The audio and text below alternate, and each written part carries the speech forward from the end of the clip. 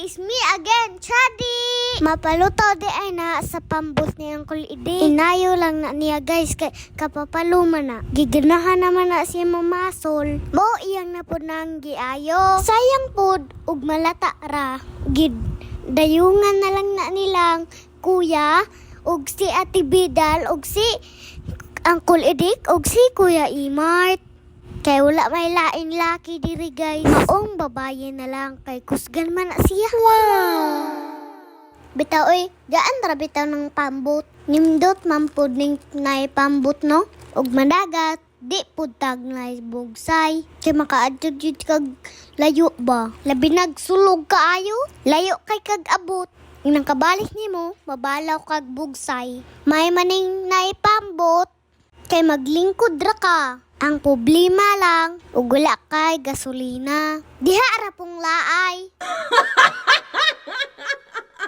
So nalabang na din na sila sa kursada guys. Kami pod ni Kuyog, abot si Tiyos. Kay nagsunod-sunod ta. Basin urol makaambit tag sakay karon. Ay okay kaayo? Lisod-lisod jud ang agianan diha. Kay wala man lay tarong hagdan diha good.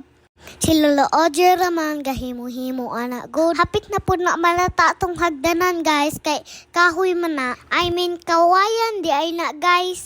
So naghinay-hinay ra dyan na sila ug naog. Basing katon na naa sa ubos. Madag-ugan jud na. Kuya biya na. Gabi gamay ra ba jud naglawas. Hopefully guys, makaluto ni siya karong adlaw. Aron makasakay pud ta ba. Nakanaog na di sa ubos. Kita pud magsunod po tag hinay-hinay. Wala pa daay na siya ikati guys. Katong kawayan sa kilid ba. Mao na ilang cottage guys o gikuha. Ipanghigot na siya daan guys. Para taon na siya dito sa pambot. So na day si Ate Pichi guys. Kay gibantayan day ni siya Tiyos. Maligo og dagat. Og dili ni malutaw ron. Maligo lang tag dagat. Tanawa guys o pambot na jud siya. What?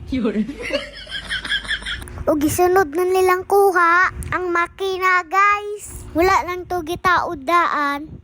Kay bugat dagway no. Okay. Ilan nang gibutangag asiti guys. Para goods kaayo ang makina. Irapan nang gipang andar-andar para mamix ang asiti. Ug ilan na nang gitaod sa pambot guys. Ug see you sa akong next video guys. Ug nalutaw pa jud ni iyang pambot. Thank you for watching. Bye!